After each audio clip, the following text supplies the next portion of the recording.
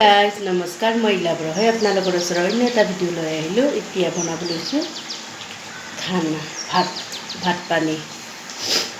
বলকচোন মোৰ কিটচেনত মই কি বনাম আপোনালোকক দেখাই আছোঁ। বলক মোৰ কিটচেনত। আৰু মই পানী এতিয়া 9টা বাজি গ'ল, পানী মাতি আছোঁ, নাই টেপত অলপ পানী ওলাই আছে। এইখিনি দি মই আলু, ওলকবি, মূলা এনেকৈ বহুতকেইটা মিক্স কৰি কিনে চব্জি বনাই আছোঁ। আৰু লগত বিলাহী কাটি দিম লাষ্টত। একে মাথা চাথা গৰম হৈ গৈছে। বলকচোন মোৰ কিটচেনত।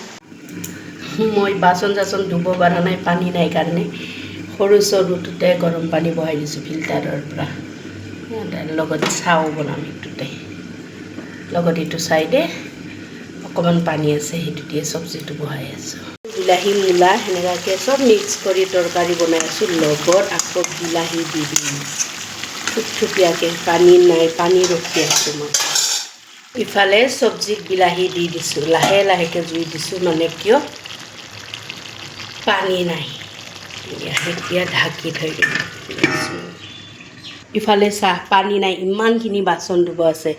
এয়া পানী এনেকুৱা ওলাই আছে টেপত, মানে কিবা লাষ্টত টেপত থকাখিনি লাহে লাহেকৈ আছে। ভাত পানী বনাই উঠি ভাতটো বহোৱাই নাই, চব্জিখিনি বনাই আছোঁ। এইটো যেনে তেনে তৰকাৰীত পানীখিনি দি দিলোঁ।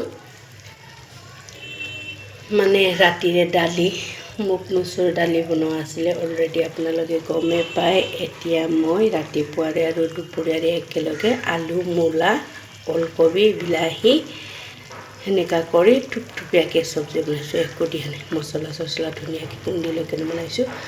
আজি এইটো দিয়ে পৰিৱেশন কৰিম। আপোনালোকে যদি মোৰ ভিডিঅ'টো চোৱাৰ কাৰণে ইণ্টাৰেষ্টিং হয়, লাইক কৰিব, কমেণ্ট কৰিব, শ্বেয়াৰ কৰিব। Bye bye.